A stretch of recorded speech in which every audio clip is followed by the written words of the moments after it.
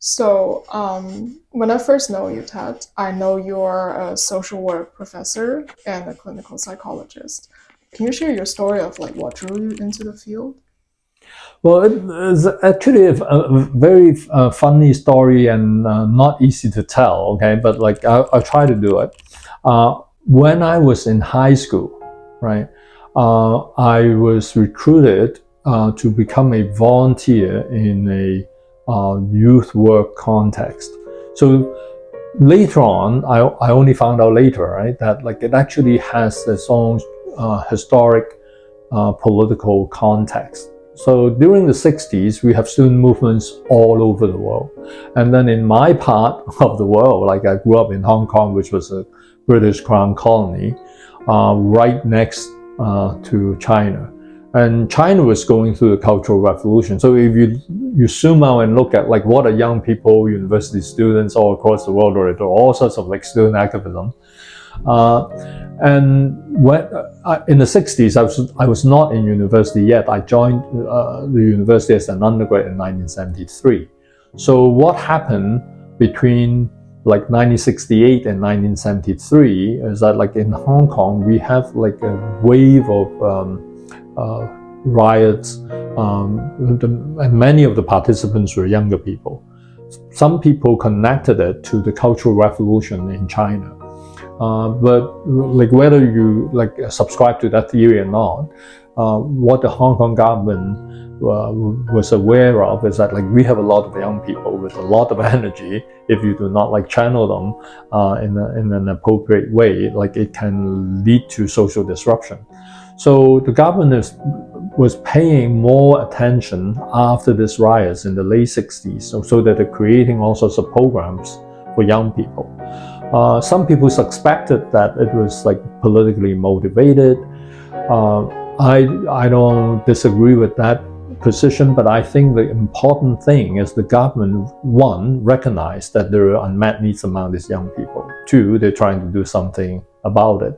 Three, they want to turn that energy into something that was social. So I was like recruited to be a volunteer, right, in one of these youth groups. And when I was volunteering, then I saw the social workers who were coordinating these groups, and I saw how they work. I kind of like admire the work that they did, right? Because it actually, for me as a surface user, someone who is in the program, I found that I'm learning a lot of things that are useful. And I also saw the potential of us like doing all sorts of things that could be helpful to other people and the environment. So I give you two examples of like two projects that I participated in as a volunteer and later as a volunteer leader when I was still in high school. So one of them was like a work camp to build a footbridge for villagers so that they can, cross over a small stream, right, which sort of isolated them from the rest of the community, which is a simple construction project, but it contributed to like connecting the village with the broader community outside, like facilitating easier movement of people, goods, and services. Another one that I kind of like still feel quite proud of, back then we actually were not that much like into environmentalism and conservation. Those are concepts that we have like vaguely heard about, but we got attracted to the project because it sounded like a fun idea. So what was that? That was like a forestry work camp. We're planting trees so to build a forest in one of the hillsides in Hong Kong, like known as the Tai Mo Shan.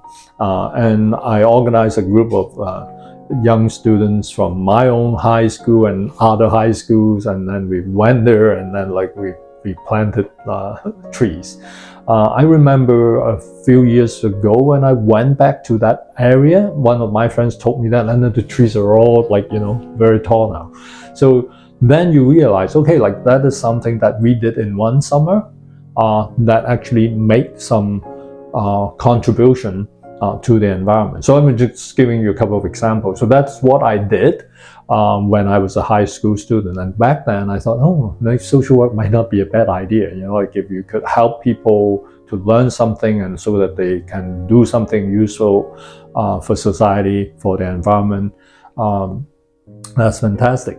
But of course, that perception of social work was, now that I know, it is very incomplete. It is like only like one small facet of social work. And then later on, I got into social work and being trained, I know that like social workers can do a lot of stuff. And out of this like many things, like one of the things that fascinated me was like the possibility to change people's behaviors and people's lives through counseling and psychotherapy. And that is part of the reason why I later on pursued a graduate degree in clinical psychology and then actually did work in Hong Kong for a decade as a clinical psychologist.